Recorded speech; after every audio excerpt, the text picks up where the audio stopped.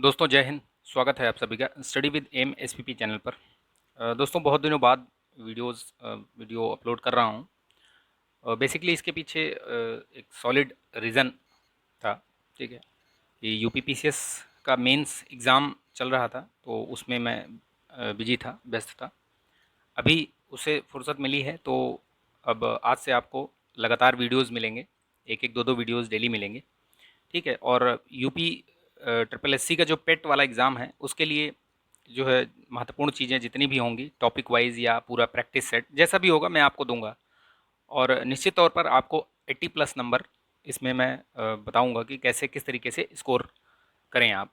ठीक है, तो अगर आप वो स्ट्रेटजी कुछ फॉलो करेंगे, तो आपको 100% मतलब मैं दावे के साथ कह सकता हूँ कि वो आपको मतलब लाभान्वित करेगी, और उससे आपको 80 प्लस नंबर लाने में बहुत सहायता मिलेगी। ठीक है, तो वीडियो को लास्ट तक जरूर देखिएगा और लाइक कीजिएगा, शेयर कीजिएगा दोस्तों, ये अपने दोस्तों के बीच में। नए हैं चैनल पर तो सब्सक्राइब कर लीजिएगा इसको। ठीक है, और आगे बेल आइकन जरूर प्रेस कर लीजिएगा। ठीक है, चलिए शुरू करते हैं वीडियो को विदाउट एनी डिले। देखिए, सबसे पहला जो प्रश्न इसमें दिख रहा है, ये जो प्रश्न हैं, चाहे वो जीएस के हों, हिंदी के हों, या और किसी सब्जेक्ट के हों, इसमें साइंस के हों। देखिए, सभी प्रश्न जो है जीएस पोर्शन जहाँ भी आता है वो आपको हर जगह काम आएगा। कोई एक पर्टिकुलर एग्जाम के लिए नहीं होता है जीएस। जीएस सभी के लिए होता है। ठीक है, अब अतरंजी खेड़ा पूछा पूछा है तो कहीं भी पूछा जा सकता है, मैचिंग में आ सकता है। पीसीएस में क्या करता है, मैचिंग में दे देता है अतरंजी खेड़ा कहाँ पे है। तो आपको एटलीस्ट ये सारी चीज़ें पता होनी चाहिए। ठीक है, चलिए तो शुरू करते हैं, देखते हैं अतरंजी खेड़ा कहाँ है। तो आपको अगर थोड़ा बहुत आइडिया होगा, आपने पढ़ा होगा इतिहास, तो इसमें आपको पता होगा कि उत्तर प्रदेश में एटा जिले में है ये। ठीक है, नेक्स्ट देखते हैं, राज्याभिषेक समारोह के बारे में किस में मिलता है, किस उपनिषद में या ब्राह्मण में, किस में पता चलता है, ये सारी चीज़ें दी हुई हैं नीचे। तो देखिए, उसमें ऐत्रेय ब्राह्मण में ये राज्याभिषेक समारोह के बारे में पता चलता है। ठीक है, गौतम बुद्ध ने अपना पहला उपदेश कहाँ दिया था, तो आप बहुत दिनों से पढ़ रहे होंगे, तो सारनाथ में दिया था इन्होंने पहला। लाहौर में जो बादशाही मस्जिद का निर्माण करवाया था, वो किसके द्वारा करवाया गया था, तो ये औरंगजेब के द्वारा करवाया गया था, ध्यान रखिएगा इसको। ठीक है, 1857 के विद्रोह के मुगल सम्राट उस समय कौन था, तो बहादुर शाह जफर द्वितीय, मतलब बहादुर शाह द्वितीय उन्हीं को बोलते थे, बहादुर शाह जफर। ठीक है, याद रखिएगा उनका।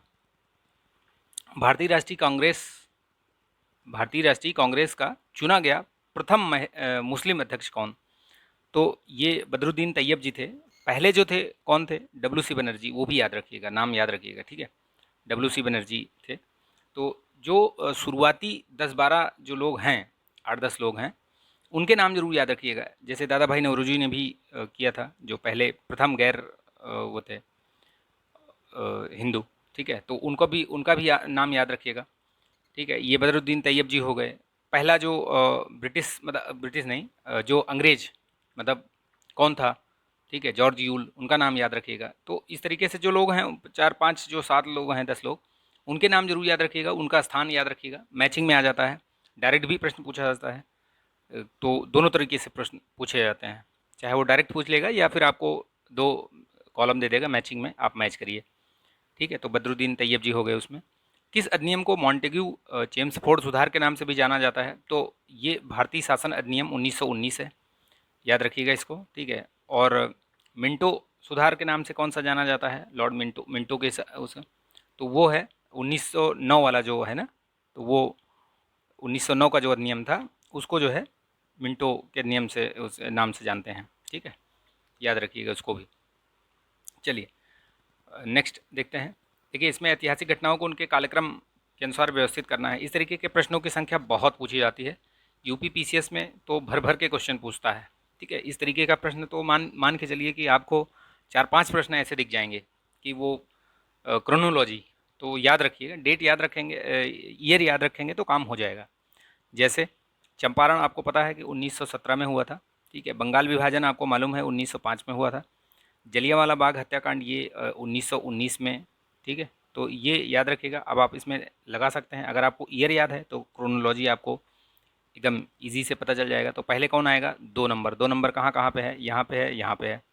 ठीक है, फिर उसके बाद कौन सा आएगा, ये आएगा आपका 1 1 नंबर। तो 1 नंबर यहाँ पे है, तो यानी आपका सी ऑप्शन हो जाएगा इसमें। ठीक है, अखिल भारतीय किसान कांग्रेस के प्रथम महासचिव निम्नलिखित में से कौन थे? तो ये इनके जो महासचिव थे, पहली बार जो ये बनी थी अखिल भारतीय किसान कांग्रेस, इसके एनजी रंगा जो थे ये पहले महासचिव बने थे। आप कमेंट करके बताइएगा इसके पहले अध्यक्ष कौन बने थे, ठीक है, आप कमेंट करके बताइएगा। किस स्वतंत्रता सेनानी ने महात्मा गांधी को पहली बार राष्ट्रपिता के नाम से संबोधित किया था? तो ये सुभाष चंद्र बोस ही थे।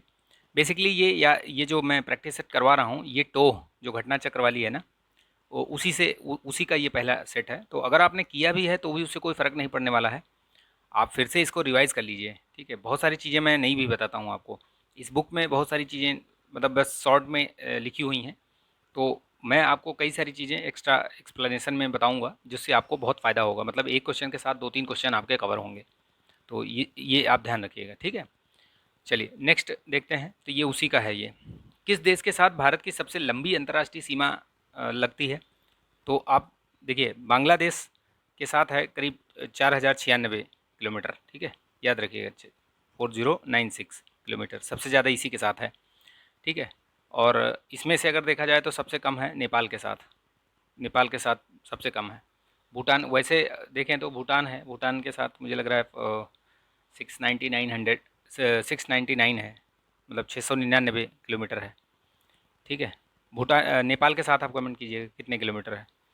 नाथुला दर्रा नाथुला दर्रा कहाँ पे स्थित है?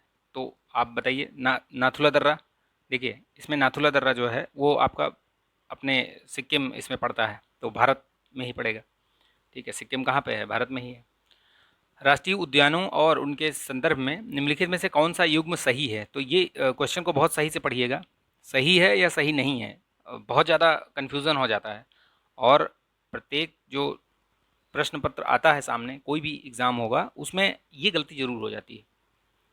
मतलब आप चाहकर भी, ये कई बार ऐसा हो जाता है कि आप नहीं पढ़ेंगे ढंग से क्वेश्चन और नहीं देखा आपने कि पूछा क्या है, सही पूछा है गलत पूछा है। अब इसमें सही पूछा है कि कौन सा सही है, तो देखिए जैसे गिर, तो गिर राजस्थान में नहीं है, आपको पता है कहाँ है गिर? गुजरात में है, ठीक है। गिर, ये रणथंभौर आपको पता है कि रणथंभौर राजस्थान में है, ये महाराष्ट्र में है ही नहीं। किम्बुल लामजाओ ये जो है मणिपुर में, यही सही है, ठीक है। किम्बुल लामजाओ यही है, ठीक है। तो ये फ्लोटिंग पार्क भी इसको बोलते हैं, डांसिंग डियर ये सब यहीं पे मिलते हैं, तो याद रखिएगा इसको फ्लोटिंग पार्क भी बोलते हैं। साइलेंट वैली कहाँ पे है? ये केरला में है, ठीक है। तो याद रखिएगा ये तीनों चीज़, और भी याद रखिएगा। ये गिर कहाँ पे है? गुजरात, मैंने बताया आपको गुजरात। ये एकमात्र जो जगह है जहाँ पे अपने भारत में कि एशियाई शेरों का ये जो है एकमात्र संरक्षित क्षेत्र है, ठीक है, गिर। तो ध्यान रखिएगा इसको, ठीक है। रणथंभौर आपको पता है राजस्थान में है, बता दिया मैंने आपको, ठीक। इनकी लिस्ट विस्ट मैंने सब बना के पूरा चैनल पे दिया हुआ है, अगर आपको देखना है तो आप देखिएगा, उसमें मैं उसमें भी दे दूंगा, आई ऊपर जो लिंक दिख रही है उसमें भी दे दूंगा, उसकी प्लेलिस्ट के लिंक दे दूंगा, तो आप उसको भी ज़रूर देखिएगा, ठीक है। ये सारी चीज़ें मैंने बता रखी है, राष्ट्रीय उद्यान, जितने भी नेशनल पार्क हैं, वाइल्ड लाइफ सेंचुरीज़ हैं, रामसर साइट्स हैं। अभी रामसर साइट्स पे एक वीडियो दूंगा मैं, क्योंकि अभी 10-12 बढ़े हैं ना करेंटली, मतलब अभी टोटल कितने हो गए हैं? 75 हो गए हैं। तो ये भी ध्यान रखिएगा, टोटल अगर पूछा जाए, कुछ फैक्ट्स तो मैं अभी बता दे रहा हूँ आपको कि टोटल रामसर साइट्स कितनी हैं।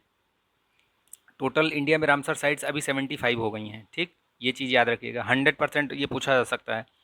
और मैक्सिमम नंबर कहाँ पे हैं? तो मैक्सिमम नंबर याद रखिएगा तमिलनाडु में है अभी। कहाँ पे हैं? तमिलनाडु में। तो ये ध्यान रखिएगा, तमिलनाडु के पास 16 हैं अभी, ठीक है, यूपी नहीं है अभी। कुछ दिन पहले तक यूपी नंबर 1 पर था, 10 थी उसके पास, लेकिन अभी एज ऑन डेट आप तमिलनाडु है। अगर ऑप्शन में आता है तो तमिलनाडु लगाइएगा, ठीक है। चलिए नेक्स्ट बढ़ते हैं, नेक्स्ट क्वेश्चन देखते हैं।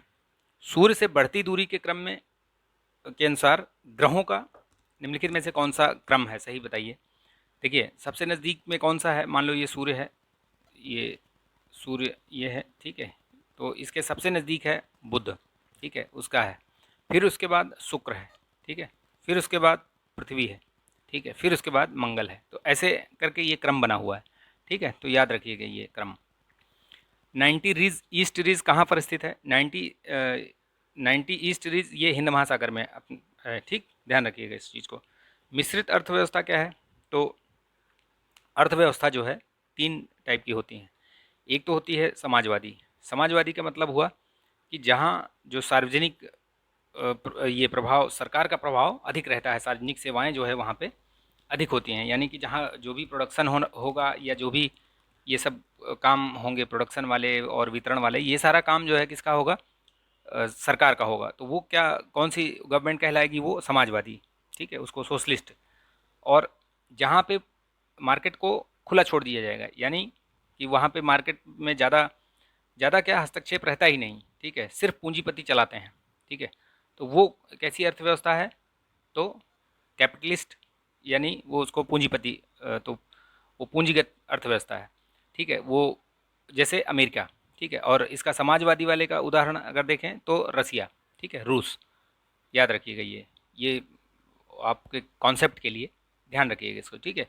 और मिश्रित अर्थव्यवस्था क्या है कि दोनों का प्रभाव होता है, यानी बाजार में सार्वजनिक क्षेत्र भी होता है और प्राइवेट प्लेयर्स भी होते हैं। तो ये वही चीज़ पूछा है यहाँ पे कि है क्या ये। तो जैसे भारत में क्या है, दोनों हैं, आपको दिखती है ना, दोनों चीज़ें दिखती हैं।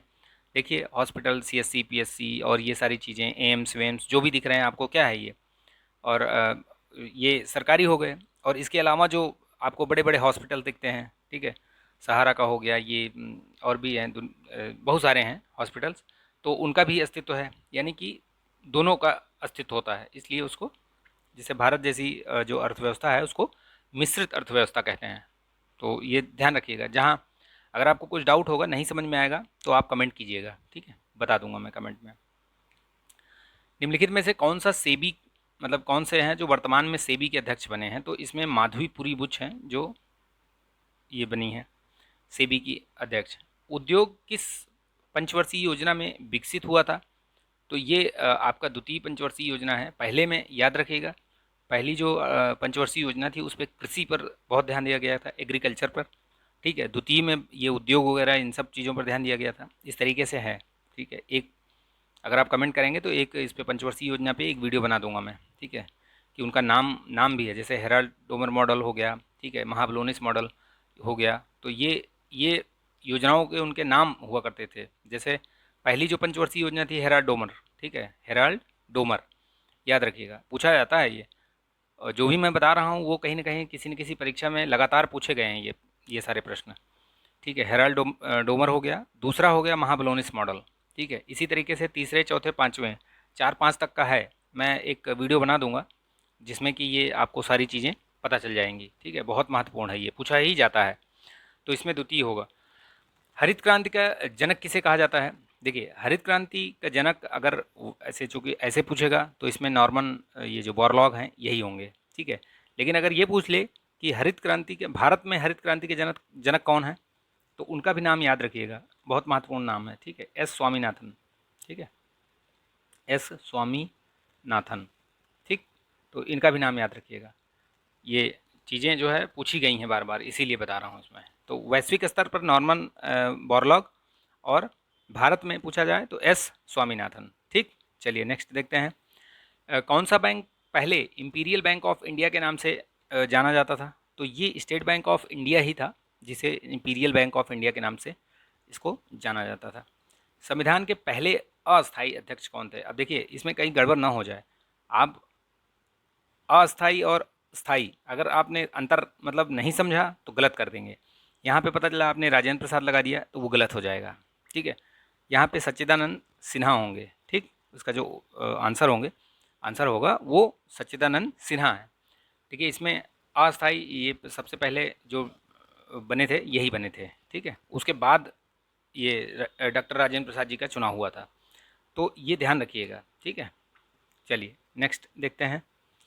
भारतीय संविधान में निम्नलिखित में से किस भाग में मौलिक अधिकारों का वर्णन है? तो देखिए भाग 1 में तो आपका संघ एवं राज्य क्षेत्र है, भाग 2 में आपकी नागरिकता आती है, भाग 3 में मौलिक अधिकार आता है, भाग 4 में आपका डीपीएसपी आता है, ठीक है, राज्य के नीति निश्चित तत्व। तो ये याद रखिएगा, पार्ट वाला मैंने पूरा बनाया हुआ है, और महत्वपूर्ण महत्वपूर्ण जो आर्टिकल्स हैं जो हमेशा पूछे गए हैं, हमेशा पूछे जाते हैं, उनकी भी मैंने एक लिस्टिंग बनाई हुई है। आप देखिएगा उसमें आपको मिल जाएगा, ताबड़तोड़ रिवीजन में मिल जाएगा, या तो मैं लिंक दे दूंगा, ठीक है, उसको देख लीजिएगा। बहुत महत्वपूर्ण है, इसमें पूछे ही जाते हैं ये प्रश्न, ऐसे ज़रूर पूछे जाएगा आपसे, या तो डायरेक्ट पूछ लिया जाएगा या लिस्टिंग में दे देगा, मैचिंग में दे देगा आपको। तो मैंने उसको बना रखा है, ये वीडियो आप देख लीजिएगा, बहुत फ़ायदा पहुंचेगा आपको। देखिए, आप कोई भी चीज़ है रिवाइज़ कर लेंगे तो आपको उससे नुकसान नहीं होगा। तो देखिए, वीडियो को देखिएगा, लाइक कीजिएगा, इसको शेयर कीजिएगा दोस्तों में।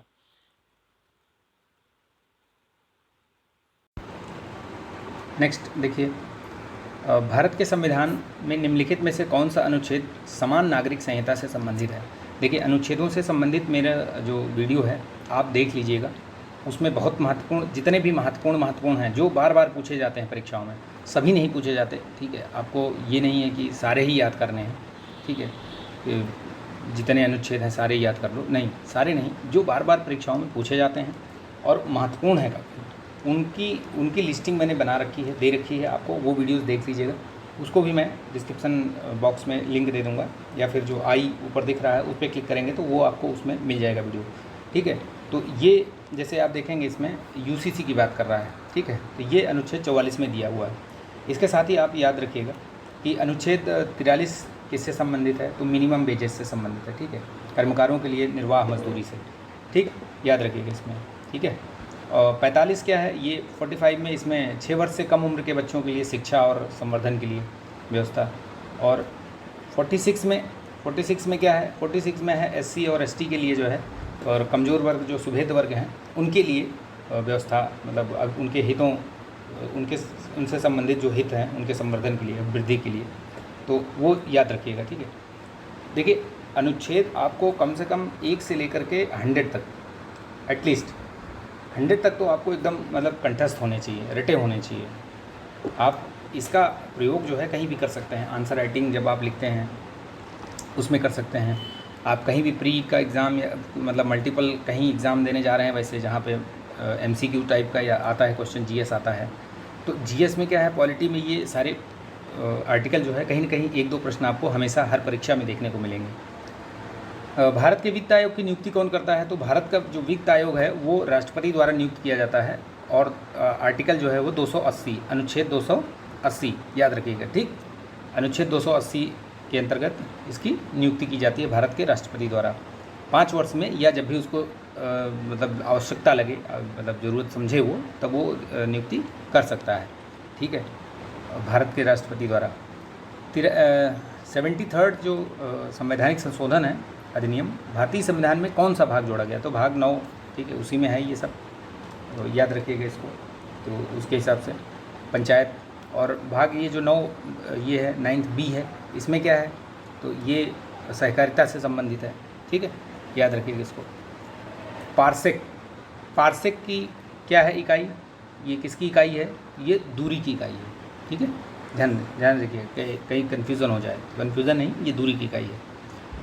एक सीधी सड़क पर कार की जो गति होती है वो कैसी होती है, तो सीधी सड़क पर कैसे चलेगी, वो सीधी ही तो चलेगी, रेखीय गति होगी उसकी, ठीक है। एक तत्व के समस्थानिकों में क्या होते हैं, तो उसमें उसके जो समस्थानिक होते हैं तो उसमें कोई समान भौतिक गुण तो होते नहीं हैं, रासायनिक गुण तो होते नहीं, ये भिन्न, मतलब ये पहला ऑप्शन ये भी गलत हो गया, ठीक है। तो ये आपका सिर्फ उसमें जो न्यूट्रॉनों की संख्या होती है वो भिन्न होती है, प्रोटॉनों की संख्या समान होती है, बट न्यूट्रॉनों की संख्या वो भिन्न होती है, ठीक है। तो इसलिए सी ऑप्शन होगा। निम्नलिखित में से किसे अनुवांशिकी का जनक कहा जाता है, तो किसे कहा जाता है, मेंडल, ठीक है। कौन सा रक्त समूह है जो सर्वग्राही है, सर्वग्राही ए है, और सर्वदाता कौन सा है, तो ओ पॉजिटिव, सर्वदाता, ठीक है, याद रखिएगा इसको, महत्वपूर्ण है ये सब, बार बार ये सब प्रश्न पूछे जाते हैं, इसीलिए मैं बोल रहा हूँ कि इनको ध्यान रखिएगा आप, ठीक है। ये प्रश्न आप सॉल्व कीजिएगा, नहीं आएगा तो कमेंट में पूछिएगा, ए क्यूब प्लस बी क्यूब इस पर लगाएंगे आप फॉर्मूले पर, वो आ जाएगा, ठीक है।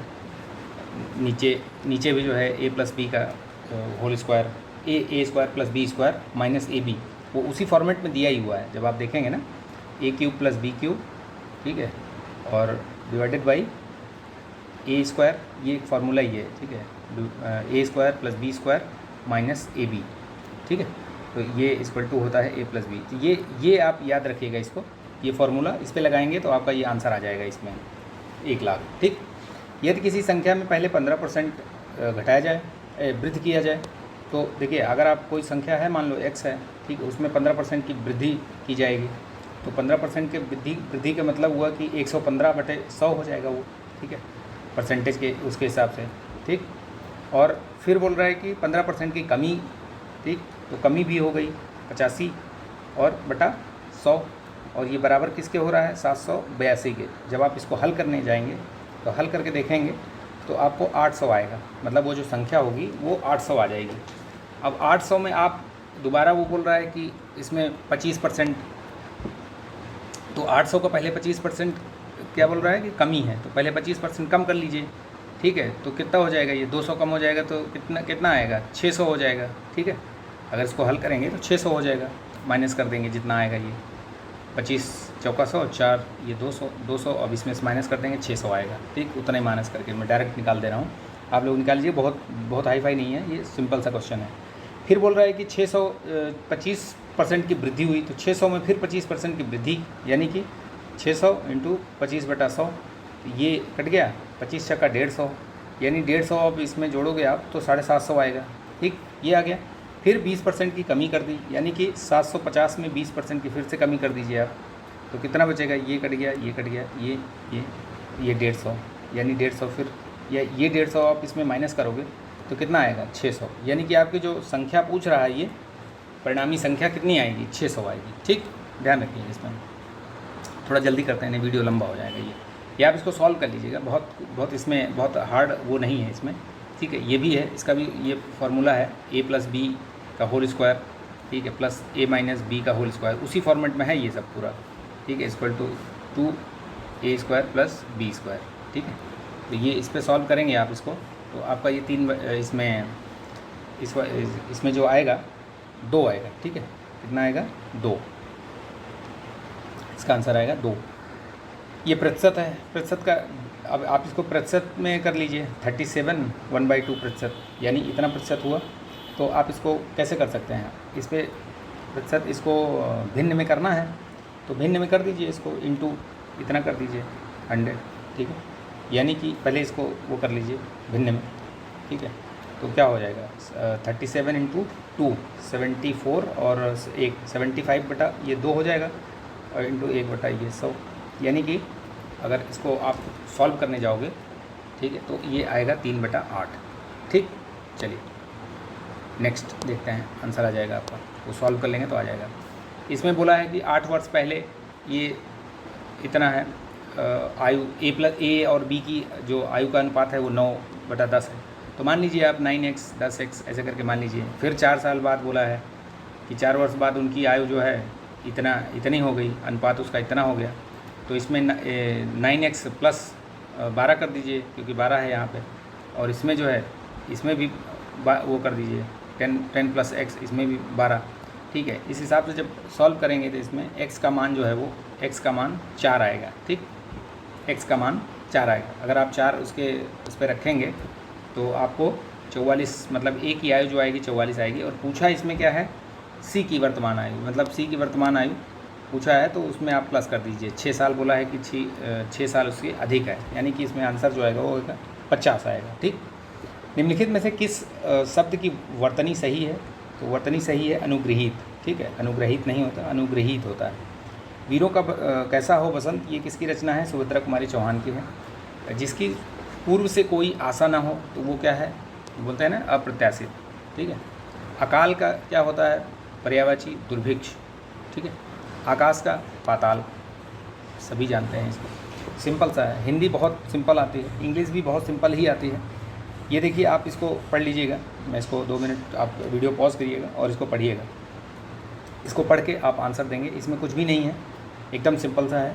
जो आपका पैराग्राफ आता है, चाहे वो हिंदी का हो इंग्लिश का हो, वो एकदम बोनस होते हैं, ठीक है। 10 क्वेश्चन 5 क्वेश्चन जो भी आएगा वो आपके लिए बोनस होगा। तो इसमें जब मैं आंसर बता दे रहा हूँ, पढ़ के आपको खुद ही समझ में आ जाएगा, ठीक है। पहले का ये फूड हो जाएगा, और इसका दूसरे का ये अटेंडेड 30 डेज़ जिम, ठीक है, मतलब 40 सेकंड का।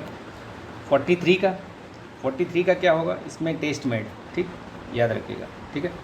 अलार्म का अब बताना है, इसमें अलार्म का क्या सिनोनिम, तो अलार्म का सिनोनिम मतलब पैनिक, ठीक, पैनिक कर देना, ठीक है, तो याद रखिए इसको। चलो नेक्स्ट, एंटोनिम्स। कंप्लीट का क्या होगा, तो कंप्लीट का मतलब पार्शियल, पूरा ना होना, ठीक है। दिए गए विकल्प में संबंधित शब्द का चयन कीजिए। तो अब इसमें जैसे प्रफुल्लित का उदास, यानी कि एक मतलब अपोजिट टाइप की है। तो शांत करने का मतलब होता है कि भड़काना, आप किसी को भड़का दे रहे हो, ठीक है। नेक्स्ट देखते हैं क्वेश्चन। देखिए, एक निश्चित कूट भाषा में यदि मदर को QDGSNL मतलब ये लिखा गया, तो इसको सीथ को क्या लिखेंगे? अगर आप इसको सॉल्व करेंगे ना, तो देखिए m ऐसे सॉल्व करिएगा, m को L से जोड़िए, देखिए -1 आ रहा है, यानी कि आप माइनस माइनस करते जाएंगे, O से -1 करेंगे तो n आएगा, मतलब ऐसे करते जाएंगे। तो आप इसी तरीके से जब ये सीथ है, सीथ वाला है, इसको भी करेंगे। तो जैसे S है, S के पहले जो मतलब एक माइनस करेंगे तो क्या आएगा? R, यानी लास्ट में R, यानी जिसमें लास्ट में R होगा वही देखिए सही होगा, ये वाला, ठीक है। और सबको चेक करने की भी ज़रूरत नहीं है, ये आप ऐसे एलिमिनेट कर सकते हो, ये आपका टाइम बचाएगा, ठीक है। ये सब तरीके होते हैं एलिमिनेशन मेथड। M की पत्नी N की पुत्रवधू है, P O का पति है, जो कि M की बहन है, यानी कि ये दो एक दूसरे के भाई बहन हो गए। तो N की पुत्रवधू है ये, तो आपको पता चल जाएगा कि भाई इसका जो ये अगर पुत्रवधू है यानी इसकी बेटे की जो है बहू है वो, यानी कि ये दोनों भाई ये हुए दामाद हो गए इनके, ठीक है। M की जो पत्नी है ये पुत्रवधू हो गई, यानी कि इनका जो पुत्र है। और ये P O का पति है, P जो है O का पति है, जो कि M की बहन है, यानी कि O जो है उसकी बहन है। तो सीधे से आप देखेंगे इस तरीके के प्रश्न में ना अपने आप को वहाँ पे स्थापित करके आप उत्तर निकाल सकते हैं, ठीक। चलिए आगे बढ़ते हैं। 31 जनवरी को सप्ताह का कौन सा दिन होगा? तो ये आप सॉल्व करिएगा, ठीक है। इसको जो है सॉल्व करके देखिएगा कितना आता है आपका, ठीक है। वैसे मैं आंसर बता दे रहा हूँ, बुधवार आएगा, ठीक। 4 शब्द दिए गए हैं, इनमें से किस तरह से समान है और एक असमान पूछा है इसमें। तो देखिए, त्वचा विज्ञान, वृक्क, हृदय, ये सब क्या है? मानव शरीर से संबंधित है, ठीक है। लेकिन कवक विज्ञान ये अलग चीज़ हो गई, तो ये अलग है। 22 जुलाई को किस स्वदेशी विमान वाहक पोत के समुद्री परीक्षण का चौथा चरण सफलतापूर्वक हुआ? तो INS विक्रांत, आपको याद होगा कि अभी ये हाल ही फिलहाल में इसको नेवी में सम्मिलित किया गया है प्रधानमंत्री नरेंद्र मोदी जी द्वारा। और नेवी का जो फ्लैग था वो भी चेंज किया गया है, ठीक है। तो ध्यान रखिएगा इसको, नेवी का फ्लैग भी चेंज हुआ है। तो शायद ये भी पूछ लिया जाए कि नेवी किस सेना का अभी सशस्त्र बल का फ्लैग चेंज हुआ है, तो वो भी ध्यान रखिएगा, ठीक है, नेवी का। चलिए नेक्स्ट देखते हैं। जुलाई 2022 में प्रथम पशु स्वास्थ्य शिखर सम्मेलन कहाँ हुआ? तो दिल्ली में, ठीक। अग्रदूत समाचार किस भाषा में? असमिया में।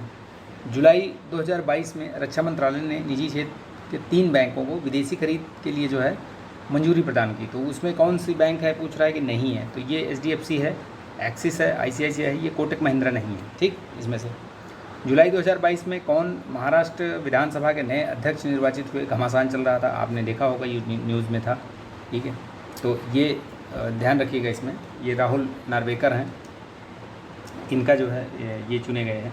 उससे पहले वाले जो थे वो छोड़ नहीं रहे थे, राजन साल्वी, सॉरी माफ़ कीजिएगा, राजन साल्वी, ठीक है। तो ये आप नहीं, यही है, राहुल नार्वेकर ही, ठीक। तो इनका नाम याद रखिएगा। कौन बने हैं? राहुल नार्वेकर। जून 2022 में जारी वैश्विक शांति जो सूचकांक है उसमें किस भारत का कौन सा स्थान है? तो 135वां स्थान है, ठीक है, ध्यान रखिएगा इसको। राष्ट्रीय जनजाति अनुसंधान संस्थान जो NTRI है वो कहाँ पर स्थित है? तो नई दिल्ली में स्थित है, ठीक है। ये एकदम सिंपल से हैं, ये सब याद रखिएगा इनको, ये सब याद ही होंगे। जो ये गवर्नमेंट समिट हुई थी कहाँ हुई थी? ये दुबई में, ठीक है। जून 2022 में किस राज्य ने सुरक्षा मित्र योजना लॉन्च की है? तो केरला। केंद्रीय मंत्री डॉक्टर मनसुख मंडाविया ने घोषित स्वदेशी टीबी संक्रमण त्वचा परीक्षण का क्या नाम है? तो CTB, ठीक है। म्यांमार की जो मुद्रा है वो क्या है? म्यांमार क्या? घूमरा ये क्या है? उड़ीसा का जो है ये लोक नृत्य है, ध्यान रखिएगा, ठीक है। कालिम्पोंग ये आपका पश्चिम बंगाल में पड़ता है। भारत में कितने राज्य हैं? तो 28 राज्य हैं प्लस 8 जो है UTs हैं, ठीक, याद रखिए इसको, ठीक है। चलिए, भारत का राष्ट्रीय युद्ध स्मारक कहाँ है? तो आपको याद होगा कि थोड़े दिन पहले ही जो है ये यहाँ पे इसी के आसपास ही सुभाष चंद्र बोस की मूर्ति भी लगाई गई है, यानी दिल्ली। ठीक है, तो ये भी ध्यान रखिएगा। ये भी क्वेश्चन बन सकता है कि सुभाष चंद्र बोस की जो आदम कद की जो वो मूर्ति वो लगाई गई है वो कहाँ पे स्थापित की गई है। ठीक है, तो वो नई दिल्ली में, आप इंडिया गेट के सामने, मतलब उधर पीछे साइड में देखेंगे, उसी के बगल में ही एकदम पैरेलल दिखता है वो। ठीक है, जाइएगा कभी दिल्ली, अगर जाना हुआ तो देखिएगा वहाँ पे। ठीक है, तो ये कहाँ पे है? नई दिल्ली में जो युद्ध स्मारक है। सार्क का सचिवालय कहाँ पे है? काठमांडू में है सार्क का सचिवालय। ठीक, जुलाई 2022 में फेमिना मिस इंडिया का खिताब किसने जीता था? तो ये सिनी शेट्टी हैं। अंतर्राष्ट्रीय उष्णकटिबंधीय दिवस कब मनाया जाता है? तो ये मनाया जाता है 29 जून को। ठीक है, चलिए नेक्स्ट देखते हैं। 29 जून को मनाया जाता है। अब देखिए, इसको आप पढ़ेंगे, एकदम सिंपल सा है ये। ठीक है, इसमें एक भी प्रश्न आपका गलत नहीं होगा। ये पढ़ लीजिएगा आप यहाँ से यहाँ तक पॉज करके। ठीक, फिर आगे देखिए, यहाँ से पढ़ लीजिएगा इसको। अब आप इसके प्रश्नों को मैं उत्तर बताता जाता हूँ, आप इसको टिक करते जाइएगा, अपना चेक कर लीजिएगा, आप कमेंट कीजिएगा कितना आपका सही हुआ। घुमक्कड़ में क्या है, कौन सा प्रत्यय है? तो अक्कड़ प्रत्यय है। ठीक है, महावीर का जन्म कहाँ हुआ है? तो ये वैशाली में जन्म हुआ है। स्वच्छंद में कौन सी संधि है? तो व्यंजन संधि है, स्वाधन छंद। ठीक है, स्वच्छंद। महात्मा बुद्ध ने जब बुद्धत्व प्राप्त किया था तब उनकी अवस्था कितनी थी? कितने वर्ष के थे? 35 वर्ष के थे वो। ठीक, ध्यान रखिएगा। श्रुति धर्म क्या है? तो श्रुति धर्म जो वैदिक धर्म है ना, उन्हीं को श्रुति धर्म बोलते हैं। ठीक, अभी फिर नेक्स्ट जो गद्यांश है उसको पढ़िए, आप इसको पढ़ लीजिए पॉज करके। ठीक है, चलिए आगे बढ़ते हैं। यहाँ देखिए, ये पढ़ लीजिए फिर से। इसमें पूछा गया है, क्या क्या चीज़ पूछा गया है वो मैं आपको फटाफट बता देता हूँ। शून्य के बारे में कौन सा वाक्य सही है पूछा है। तो शून्य का जो आविष्कार है वो, मतलब शून्य की जो गणना है वो मानव ही कर सकते हैं। ठीक, तो इसको भी आप ध्यान रखिएगा। शून्य मानव जनित आविष्कार है। इसमें पूछा है सही वाक्य, तो सही वाक्य में शून्य मानव जनित आविष्कार है। वो जो पैराग्राफ पढ़ेंगे उसमें लिखा हुआ है, सीधे सीधे लिखा हुआ है। ये देखिए, शून्य प्रकृति प्रदत्त नहीं है, हमने अपनी सुविधा के अनुसार इसका वो आविष्कार अपनी सुविधा के अनुसार किया है। तो यहाँ पे जो सही है वो बी है। संख्याओं के संदर्भ में कौन सी अवधारणा समझानी सबसे कठिन है? तो कौन सी अवधारणा है जो इसमें सबसे कठिन है? शून्य एक से छोटा है, ये समझाना कठिन है। ठीक है, उसके अनुसार विश्व में किसने पहल शून्य को संख्या के रूप में मान्यता दी? तो भारत है जो कि सबसे पहल मान्यता दी थी। शून्य ही एक समय में अमूर्त विचार और एक वास्तविकता है। तो इसका आशय क्या हुआ? इसका आशय हुआ कि यह दिखाई नहीं देता परंतु इसका अस्तित्व है। ठीक, शून्य की अवधारणा आने पर मनुष्य भी इसे बहुत समय तक संख्या क्यों नहीं समझ पाया था, मतलब उसको समझ में क्यों नहीं आया था कि ये संख्या है। तो मूर्त चीज़ों से शून्य की संबद्धता न होने के कारण उसको नहीं समझ पाया था। ठीक है, अब देखिए, ये जो DI वाले हैं, ये जो आपको इस तरीके के प्रश्न हैं, ये प्रश्न बहुत मतलब सिंपल हैं, थोड़े प्रैक्टिस की ज़रूरत है। आप प्रैक्टिस करिए तो आपको ये सारे प्रश्न जो है एकदम आसानी से आ जाएंगे। ठीक है, कुछ इसमें बहुत मतलब रॉकेट साइंस वाला इसमें ऐसा कुछ है नहीं। ठीक है, प्रोसीजर एकदम सिंपल सा है। निकालते जाइए, लगाते जाइए, निकालते जाइए, लगाते जाइए, जैसे जो बोल रहा है वैसे करते जाइए। देखिए, इसमें एक आध प्रश्न बता दे रहा हूँ मैं, बाकी आप कर लीजिएगा इसको।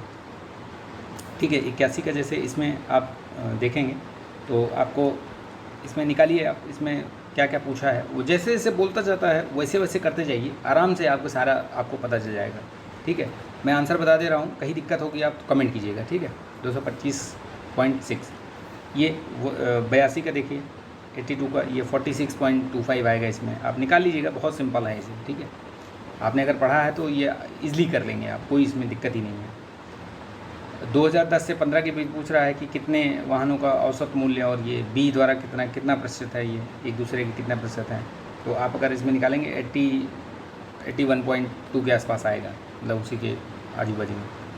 ठीक, 84 में क्या है? तो 84 में भी देखेंगे 221 × 313, ये जब निकालेंगे तो अपने आप आ जाएगा। जैसे आप करते जाएंगे, जो बोला है वैसे करते जाएंगे तो आंसर आपका आराम से आ जाएगा। 2015 ये 85 में देखिए, ये भी उसी हिसाब से 85 से लेके आगे तक मतलब पूछा हुआ है इसमें। अच्छा नहीं, 85 वाला अलग है, ये नीचे 86 से दिया हुआ है। ठीक है, तो इसमें भी 85 में भी देखेंगे तो 85 वाला भी जो आंसर है आपका वो इसमें कहाँ है, ये देखिए 16 पॉइंट समथिंग आएगा, ठीक है। 85 में नहीं ये वाला है, हाँ ठीक है, 16.3 आएगा, ठीक है। चलिए आगे बढ़ता है, ये भी देख लेंगे, निकालेंगे, जैसे बोल रहा है वैसे वैसे करते जाएंगे तो आपको बिल्कुल भी पता ही नहीं चलेगा कि कहाँ से क्या, मतलब बहुत इजी है ये, ठीक है। तो ये 86 का 20, ठीक, 87 का 96, ये 88 का जो है डी, ठीक है, ये हो गया डी, ठीक है। 89 का क्या आएगा इसमें आंसर, ए आएगा, 94, ठीक है। और 90 में आपका बी आएगा, ठीक है, 20, ठीक है। अगर आपको दिक्कत होगी तो आप कमेंट कीजिएगा, मैं आपको अगली बार से इसमें एक्सप्लेनेशन भी ऐड कर दूंगा, इसमें कैसे हल करना है, कैसे सॉल्व करना है। इसको सॉल्व कराएंगे तो 1.5 घंटे से ज़्यादा का वीडियो हो जाएगा, इसलिए मैं इसको सॉल्व नहीं करवा रहा हूँ। अगर आपको दिक्कत होगी तो कमेंट कीजिएगा आप, ठीक है, मैं उसका आपको सॉल्यूशन भी बता दूंगा। और टेलीग्राम चैनल आप ज्वाइन कर लीजिए, उसमें मैं डाल दूंगा, ये PDF भी डाल दूंगा और इसका सॉल्यूशन भी डाल दूंगा। एटलीस्ट जो आपके मैथ्स वाले हैं वो सॉल्यूशन आपको इसमें डाल दूंगा इसमें, ठीक है। तो देखिए 91 का क्या होगा, बी होगा, ठीक है, 91 का बी, ठीक है। 92 का क्या होगा, ए, ठीक है। 93 का क्या होगा, इसमें ए होगा, ठीक है, 93 का ए, ठीक है, यानी 10:9, 93 का, एक मिनट, ए ये वाला है, ठीक है। और 94 का क्या होगा, सी, यानी 7:5, ठीक है। और मार्च ये वाला जो है उसी के बेस पे हैं ये सब जो दिए हुए हैं, ठीक है। ये पैटर्न बहुत सिंपल सा है, आप अगर 4-5 सेट भी लगा लेंगे इस तरीके से तो आपको ये सारी चीज़ें समझ में आ जाएंगी। उसी तरीके का पूछते हैं, थोड़ा सा घुमा फिरा के पूछ लेता है बस, बाकी सब का तरीका सेम ही है। 669 आएगा इसमें 95 में, ठीक है। ये वाला भी पढ़िए, इसमें भी दिया हुआ है कुछ कॉलेज दिए हुए हैं, विज्ञान मतलब सब्जेक्ट दिए हुए हैं, छात्रों की प्रतिशतता दी हुई है, ठीक है। इस तरीके से निकालेंगे तो इसमें भी वैसे ही आएगा आंसर, ठीक है, ये आ जाएगा इसमें, ठीक। ये आप बताइएगा, कमेंट कीजिएगा, मैं इसका आपको वो दे दूँगा, ठीक है। ज्वाइन कर लीजिएगा इसमें आप, उसी में पेस्ट कर दूँगा इसको मैं, ठीक है। 98 का बी, ठीक है, बी, 99 का ए, ठीक है, और 100 का 100, ठीक है। तो ये आई होप कि ये वीडियो आपको सही लगा होगा, अच्छा लगा होगा। अगर अच्छा लगा तो प्लीज़ लाइक कीजिएगा, शेयर कीजिएगा दोस्तों में। आप लोग लाइक नहीं करते हैं, वीडियो देखते हैं तो लाइक कर दिया करिए, ठीक है। मेहनत लगती है वीडियो बनाने में यार, तो प्लीज़ एक लाइक तो बनता ही है। आप लाइक कर देंगे तो हमारा मोटिवेशन जो है वो बना रहेगा, ठीक है। चलिए नेक्स्ट वीडियो भी जल्दी ही दूंगा। आज देखता हूँ अगर टाइम मिला तो आज 1-2 वीडियो और दे दूंगा आपको, हिंदी से रिलेटेड और मेन जो फैक्ट हैं इससे GS से रिलेटेड, वो मैं आपको दे दूंगा इसमें, ठीक है, फटाफट दे दूंगा। टॉपिक वाइज दे दूंगा कि कवर हो जाए, उसमें आपको उससे बाहर कोई क्वेश्चन आपको मतलब ज़रूरत ही ना पड़े देखने की। चलिए ठीक है, जय हिंद।